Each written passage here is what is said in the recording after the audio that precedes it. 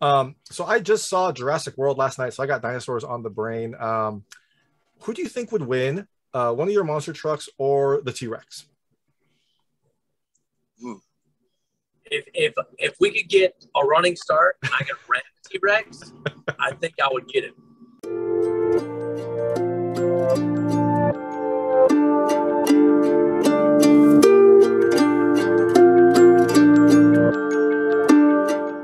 Hey everyone, this is David Stark from Watch Our Pass. Today I'm talking to Adam and Ryan Anderson, the drivers of Gravedigger and Son of a Digger, who are professional monster truck drivers. They are coming to DC for Monster Jam on June 11, 2022. I get to talk to them. It's pretty amazing. I can't think of a cooler job than being a monster truck driver. So we're going to talk to them right now. And while you're watching, if you can like and subscribe to this channel, that would be fantastic. I'll spend a lot. Thank you. Thanks so much for joining me. This is Adam and Ryan Anderson, the drivers of Gravedigger and Son of a Digger. They are monster truck drivers. They're professional monster truck drivers. I can't think of a cooler title than that. That is amazing. Like, that is so awesome. I'm so excited to talk to them. They are coming to DC on June 11, 2022 for Monster Jam, coming to FedExField. They tour the world. They tour the US, driving big trucks and doing cool stuff. And I can't think of a better job. So thank you so much for joining me. Yeah, thanks for having us, man. Yeah, I'm absolutely glad to be here. Yeah, sure thing. So, I guess the first question, y'all are from North Carolina, right? I know when I'm driving down in North Carolina, I see the Digger Cafe. I assume that's like near where you all are. Is that right? Yeah, that's us, man. That's where we're at. Right before the Outer Banks. I will stop there next time and get some. I assume it's like a monster sized meal, right? Like it's a monster truck place. It has to have a monster sized meal, right? Oh yeah. Sure thing. And y'all are coming up for DC. I think you're coming up tomorrow. You haven't experienced the DC traffic yet, but good luck. And are you going to have your monster truck so you can just kind of drive over them on the 495, or do you have to kind of sit in traffic like the rest of us? I think we'll be good. I think we'll be all right. We're going to, I've experienced DC traffic before with my family in a vehicle. And we're definitely gonna have to bring the trucks out for this because I can't deal with that. It was really, I don't know about nice. It was like empty during COVID. And so you could go anywhere in DC, in the amount of time you'd expect. And now everything's picking up and it's pretty bad. So yeah, I think you'll hit a little bit of traffic, but maybe you're coming in weird hours. Maybe you're going to sneak in and beat all the traffic. So we'll see. First question is, so you kind of grew up in this world. Your dad was legendary driver of Gravedigger. You grew up in this world. What made you want to follow in his footsteps, or was it just kind of always ingrained? Like, this is just what we are going to do. I guess we can start with Adam. What made you want to join, follow in your father's footsteps? Honestly, it was kind of this deal where it was so normal to me. It was the normal life. When I say the normal life, that was just my dad's job. I didn't know anything different. He created Gravedigger in 1982, which is 40 years ago this year. It's the 40th anniversary. I was born in 1985, and so I grew up around this my entire life. He did have some secondary jobs in the beginning, running heavy equipment, working on some farms and stuff, but I never was around for that. The only thing I ever saw was Gravedigger and monster trucks when I would go to the events as a kid. So it wasn't even like this big, exciting thing for me. It was really weird. And even when it came time when I was of age that I could actually drive a truck when it was my time, and I had the choice of basically choosing my path in life. And I really wasn't sure because even though I grew up around, I didn't know if I could do it. But then when the opportunity arose, I took it. And the first time I ever drove the truck was in front of a smaller crowd of around 15,000 people, I'd say. And when I was able to do this and then got out of that truck and stood there, I knew that that's what I was meant to do. The people were cheering. I had a good event. I loved the people around me. And so it was unbelievable. That is awesome. And Ryan, I assume you also grew up in this area. What made you want to follow? Was it healthy competition with your brother or unhealthy competition? What made you want to join in this too? I just like him, Gravedigger woke us up every day. It was our whole life was surrounded by Gravedigger, Monster Jam. Adam's crib was in the back of the original hauling rig for Gravedigger. So we didn't really know anything different. And our childhood was insane. My dad, we didn't realize it until later in life. But for Christmas time, my dad would buy us gaming systems and things like that. He'd buy us like full-on vehicles. Like we got mail Jeeps for Christmas one year, Ford Escorts, all kinds of crazy stuff. And it was fun for my dad, fun for us. We loved it, obviously, being kids. We had a lot of property. We weren't on the big roads, obviously, but we had a ton of property and we'd horseplay around and jump things. And we rolled our first car at 8 years old. And it was like an achievement for me and Adam. So, you know, it was a crazy childhood.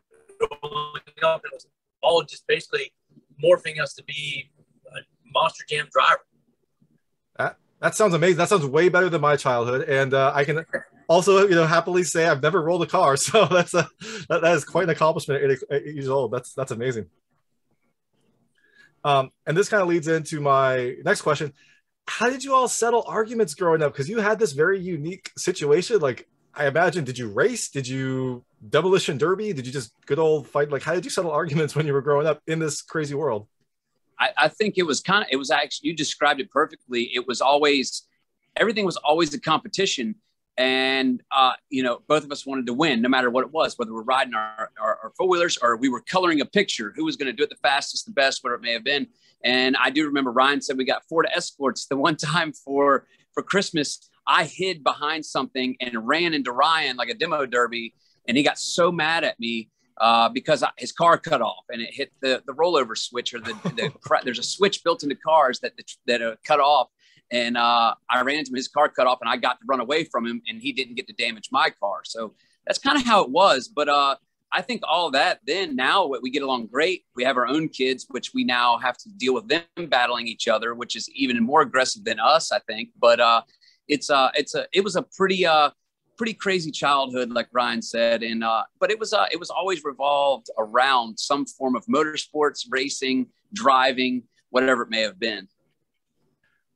I really just want to see this biopic made, like the, you know, growing up Gravedigger or something like that, where you get to see this great, like, this sounds insane. This sounds like an amazing childhood. I really just would love to see more of it. That sounds like just everyone's kind of ideal, you know, childhood of extreme cars. You get to kind of like, you know, be your own person and do what you want. That sounds amazing. Yeah, it was either great and made us sane or made us insane. We don't know. It is such a fine line between sane and insane. You know, I think you know, you can go back and forth. It's fine. And you all had a very, you know, unique path into this world. For other people who, you know, maybe haven't grown up around monster trucks, haven't grown up around demolition derby, things like that, how do they get involved? I'm mainly asking because I'm bringing my daughters to Monster Jam, and I imagine they are going to be enthralled and want to kind of figure out how they can get in this world. So, how, you know, what are some other paths that people can take to get become a professional monster truck driver and have that cool business card? The easiest path in, especially if you want to become a technician, crew chief, working on the trucks, is UNOH. They're a sponsor of ours, a partner of ours. It's a University of Northwest Ohio. They have an amazing, like the top of the line motorsports division, high performance division, racing division. So they actually have a Monster Jam truck there for training. We have a ton of UNOH grads on our teams. My crew chief is a UNOH grad. So that is the only open door there really is, like only kind of guaranteed path you can take.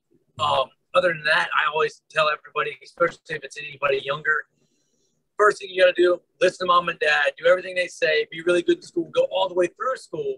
And once you get out of school, come find me. So, you know, a lot of times it's about being in the right place, right time.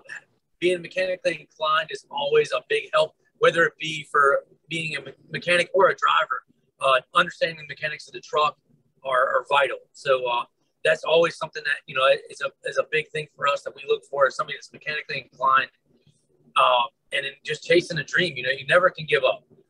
If you give up, it's you know, it's never going to happen. But if you chase it down, Monster Jam has an endless amount of success stories of people chasing the dream and not giving up. And I get them daily. I get videos from crew guys that worked with us or for us that now are driving, and they're sending, like just the other day, sent a video of a friend of ours who's a crew guy, dreamed his whole life to be a monster truck driver. He sent me a video of crushing his first car in a monster truck in a parking lot for the team he's working for now. And it was honestly super awesome.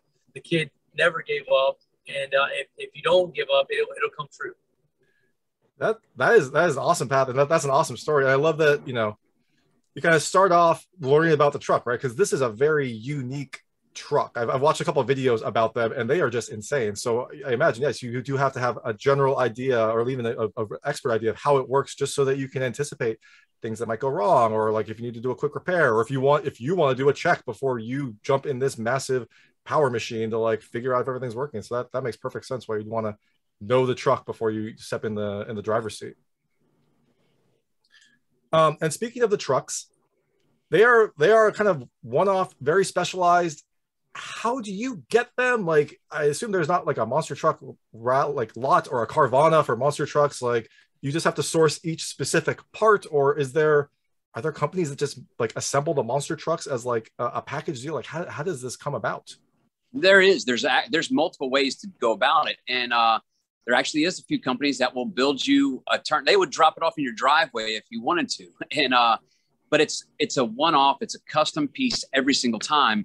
It's not like it's just a factory specifically for monster trucks or monster truck parts, monster jam trucks. It's you can go there, you can buy it piece by piece and build it like a Lego set and take 10 years to do it if you want. Or you can call the guy up and say, hey man, I want this kind of truck, or I want one like the Andersons have. Can we get one like that? And they'll drop it off in your driveway. And they're actually there's one out of Delmar, Delaware, the metal shop.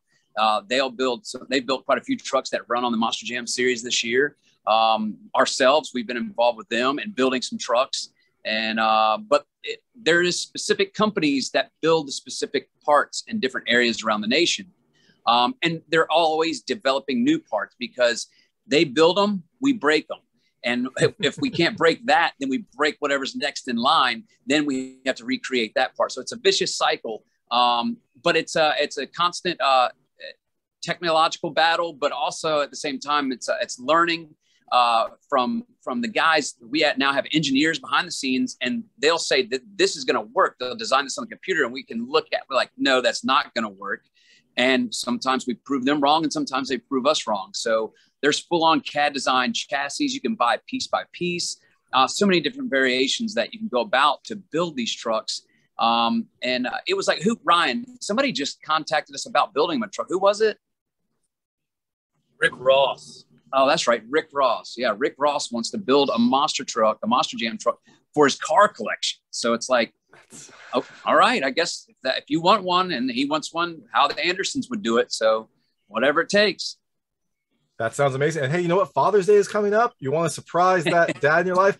Maybe someone's watching that wants to surprise this dad. You have a monster truck dropped off in the driveway. I can't think of a better way to wake up on Father's Day, except for the thought of filling that up with gas. That also seems a little painful, but it'll be a really exciting morning. So, and so these things are massive. Like, I assume, are they street legal? Like, how do you transport them? Do they get taken apart and put in like a truck to then be hauled up to wherever the event is? Or is there like a midnight rally where all the monster trucks just go down the highway and it's the coolest, also the most dangerous thing in the world? Like, how did they get there?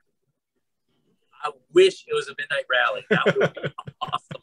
But $4.95 monster trucks, I would pay to see that. I would watch that show. That was actually one of the coolest ideas I've heard in a long time. We might pitch that. There we go. Yeah. We actually do have to basically disassemble them. So we have to take the big tires off. Our tires are 66 inches tall, 43 inches wide. Each one of them weighs about 700 pounds. So I have to take all four of those tires off. We have these little crazy looking tires. Looks like the monster truck has never went to leg day. It's super tiny looking.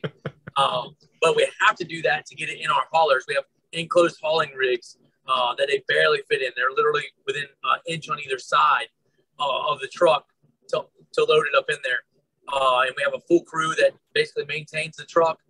They get it from place to place. They, fix everything we tear up and put it back, take it apart, put it back together every time it goes in and out of the trailer. So it's quite the operation. The truck weighs 12,000 pounds with the tires on it. So they're pretty massive. Motors are 1,500 horsepower, and they run off of methanol, which is basically straight alcohol. And you talked about hating to put gas in it. The methanol is not as expensive per gallon as you would expect, but the problem is we'll burn about 5 gallons per mile when we drive these things. Oh, wow. Yeah, it's terrible. It's not miles per gallon. It's gallons per mile. Yeah. So you all need to get like an EV monster truck, right? Like a hybrid monster truck. I've been trying to hit up. I never thought it would happen, but it's coming. I guarantee you, one day it's coming now. That's amazing. I would love to see that. I would love to. I'd love to see the differences, right? Because you think EV would probably have some advantages and probably some big disadvantages, and I'd be curious to see what happens. It would be you. The only issue would be is you could hear the driver inside screaming then for his life. But, I mean, and you just have these massive solar panels to try to like recharge the car. They wouldn't. Nobody would think we're as tough as we are now because they could hear us now. Like you said, crazy, sane, somewhere in between. I like it. So, I can't even like envision what your day-to-day is like. What is the day-to-day like for a monster truck driver? Or maybe there is no day-to-day. Maybe every day is just kind of like a crazy, we have to get ready for this rally. We got to like check the truck. We got to, I've got to spend time with my family because I'm traveling all year. Like, what is the day-to-day like?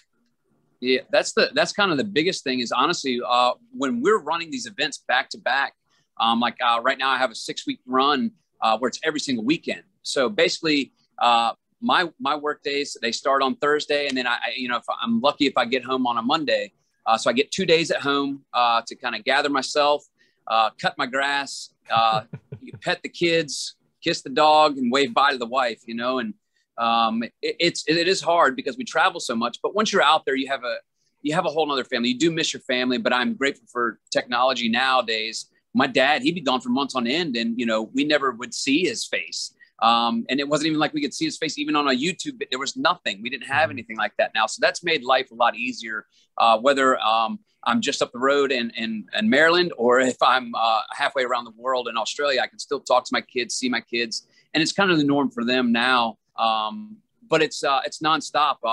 And then in between promoting events, making sure everybody's coming out to see us, pushing, especially like this one. It's a new event for us. We're excited about it.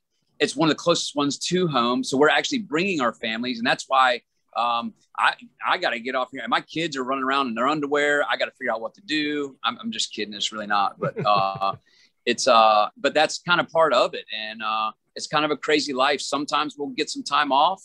And sometimes you think you're going to get some time off. And next thing you know, another event pops up and we got to go with it. That sounds exciting and also exhausting. That's like an amazing lifestyle, but yeah, you're kind of, it's a grind. It seems like to just kind of keep going. You always want to be out there. You want to do what you love and you want to promote, your brand and the Monster Jam brand, but that sounds difficult. It can be, but it's very rewarding. The events are very rewarding when you have everybody there. When you, like I said, and even for our families, they're at home rooting for us and they want us to do well. Our biggest, cheerleader and biggest critic is probably our grandmother. She gets really mad at us if we don't do good. The pressure's always coming from the top, right? That's it. And so what do you have, like a pre-match, a pre-event ritual that you all have? Like you're sitting in your dressing room getting ready. Do you like listen to a certain song? Do you have like a lucky shirt? Like what do you do to get ready to then go out there and risk life and limb? Although I know monster trucks are very safe and surprisingly safe given what they do. Like what do you do to kind of get in the mode? So I have sponsored or partnered with Hoonigan, which is a clothing brand. So I always have whatever the newest, coolest Hoonigan shirt is on. That's kind of one of like my good luck charm basically. But at the same time, I know it's going to be a good event when I get tired. Like no matter what I do, no matter like energy drinks, whatever, right before the show starts, I'm borderline. I've honestly fell asleep in the truck right before the show starts. And then we fire all the trucks up for intros. It's woke me up before. And at that point, I know it's going to be a good event because I'm totally calm, in the mode. Like I'm now part of the machine and ready to tear it up. That's not how I would expect you to get ready, but it works for you. I love that. No, it's honestly kind of the same for me. It's a long day for us leading up, that long couple days leading up to the event. We go out there, we have our pit party. Our pit parties at these stadium events are 5 hours long. Oh, wow. And there's no other motorsport, no physical sports. No, there's no one else that does that right before their event that sits out there for 5 hours with your truck to meet all the fans, sign autographs, take pictures. But we actually truly enjoy it and enjoy the people. And from the very first person to the very last person in those 5 hours, I'm going to treat every person the same as I would want to be treated. and give them that energy. And it does drain you. But at the same time, it's kind of like what Ryan said. I do the same thing. I need my moment to just be alone. And the only place I can be alone is inside a Gravedigger, because there's only one seat. So I go in there, and that's where I hide from everybody. And I probably hide for maybe 20 minutes. 20 minutes is great. And once you have that, you kind of get in that Zen mode and you're ready. But as soon as those lights go dark, you can hear the crowd cheering, the national anthem starting.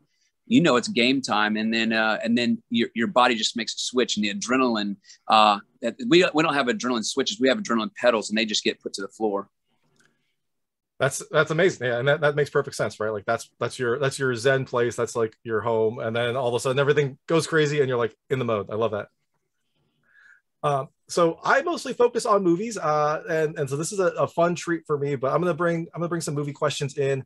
The first question is, I don't think I see enough monster trucks in movies. Like, I was trying to think back. Like, I can't really even think of the last time I saw any monster truck in a movie. Like, what is there a reason for that, or have you been in movies? Maybe I've not seen them. We've done some movies, but there's a lot of other monster trucks that have done some movies too, but not nearly as much. I agree with you. We're not monster trucks or monster jam trucks are not in movies nearly as much as they need to be.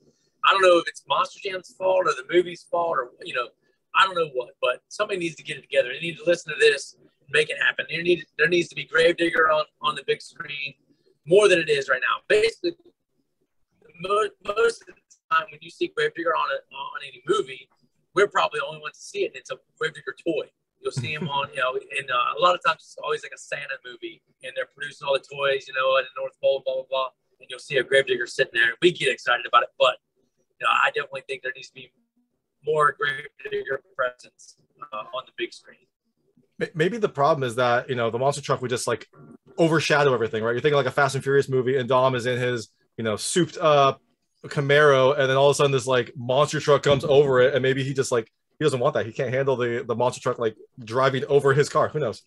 But this feels like what should be in a Fast and Furious movie. Like, hey, Dom, we need to like go through this pit of mud and over these cars. If only we had a car that could do that. And then all of a sudden Gravedigger just parachutes from the airplane and drives through and saves the day for family. Well, I think that's one of the biggest issues, is that they, kind of like what Ryan said, it's not a Monster Jam truck at the event that's specifically brought to be in this movie part or whatever it may be. And there's a couple of the guys that are within the industry. They're the same ones over and over again that get all the commercials. They do, but they don't have a specific name or body on the truck. They'll do like car insurance commercials.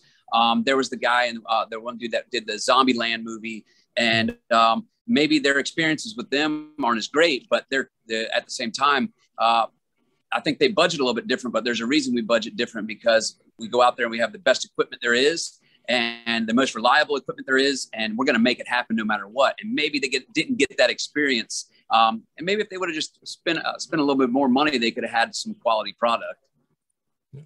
Yeah, for sure. So I just saw Jurassic World last night, so I got dinosaurs on the brain. Who do you think would win, one of your monster trucks or the T-Rex? If we could get a running start and I could rent a T-Rex, I think I would get it. But if we didn't have much I would be worried about tires. I don't know. Yeah, he'd probably slash the tires up. I was going to ask, those the only thing. Those things are so thick. Do you think they could even bite through that or slash through that? They're actually they're fairly thin in comparison to what you would think they were, because they're built specifically for the truck. So we tried to lighten them as much as possible. And the company BKT designed these things. The sidewalls are fairly thick for us jumping so big. But where the actual tread part is, it honestly isn't as thick as you think it would be for as big as the tire is. And I would be worried about a T-Rex. I know he couldn't reach it, but he could probably bite it. There you go. All right. Well, that's a good answer. I'd probably give you a running start. Yeah. So running start, truck, stationary, T-Rex. I like it. Yeah. Who could you outrun a Velociraptor? I think you probably could, but I don't know. Maybe it depends on the terrain. Yeah. Raptor, they can run, 70 miles an hour, right? Probably. Yeah, sure. We'll go with that. Yeah, we'll go with that. I think it's around there. 60 or 70 is like the estimated speed. We've had a monster truck go 101, or was it 100.5 miles an hour? So we can smoke a Velociraptor. All right, there we go. And the pterodactyl is coming down on your truck. Like, is the top? I know you got that the steel bar cage, but like, could the pterodactyl poke through the top? Is it like a pretty thin layer on top of that? It would, the fiberglass body, it would struggle, but could potentially harm that. But once it got past that, the internal cage of the truck, not happening. Wouldn't. I mean, as long as he didn't get his beak down in one of the window holes or something, but we'd be all right. Probably peck us, but that's it. But y'all are tough. Like, you're monster truck drivers. You can handle it. Yeah. So it sounds like monster trucks 2.5, dinosaurs half. We'll go with that. Yeah. And what was the last movie that you both saw? We'll start with you, Adam.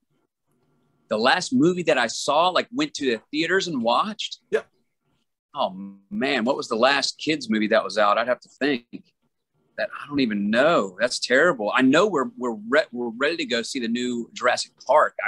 That is our goal for this trip. Is my kids are going with me. They're 9 and 7, and so our goal is to get back home to watch this movie. But man, what was the last one? I can't even recall, and I know it was good and funny. It was whatever the last kids movie was. I don't know. Do you remember, Ryan? I don't remember. Remember, I just watched The Bad Guys, which was another kid movie with good. All the kids. I have a 7-year-old as well. Yeah, so I had watched it with all of them, Adam's 2 boys and my boy. So that was the last movie I watched. Normally when the kids are around there, they kind of rule the roost, so we just watch whatever they want to watch. But that was actually a good movie, though.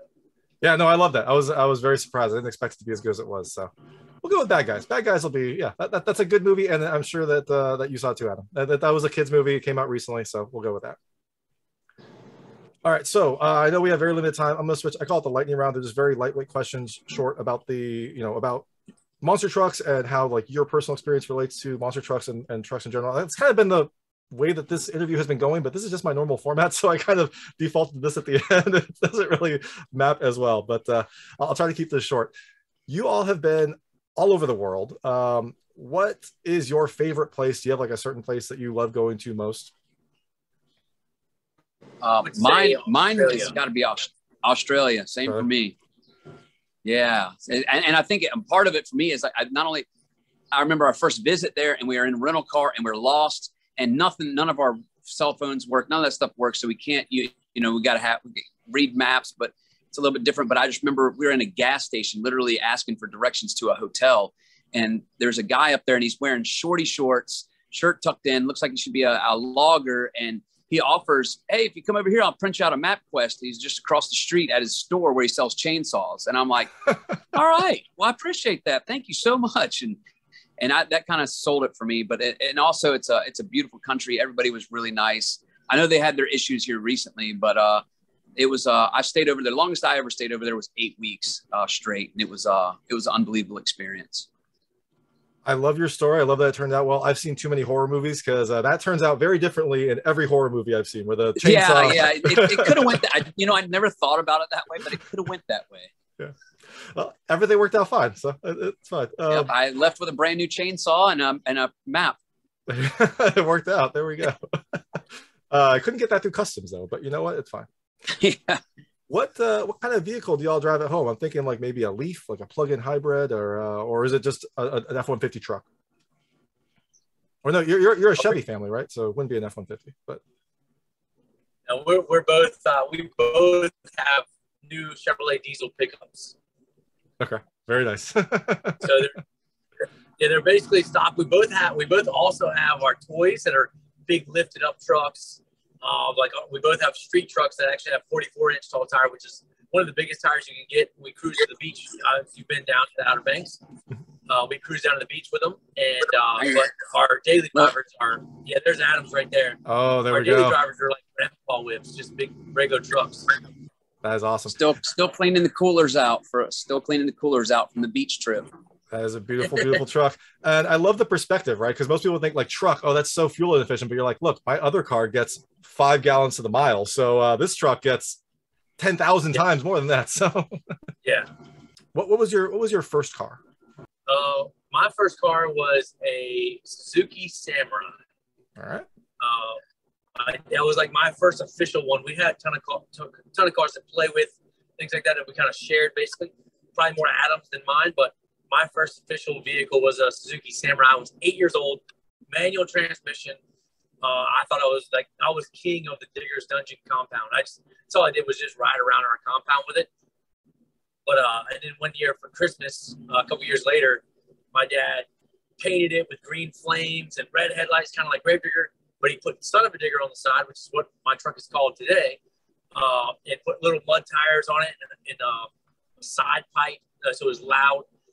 So then I was really hot stuff. Then it was like, not only was I cruising around the compound, I was loud as crap, just revving the motor up and tearing the driveway up because I had like these meaty tires on it. That's awesome. I love the origin story too. I love that. That's where Son of a Digger came from.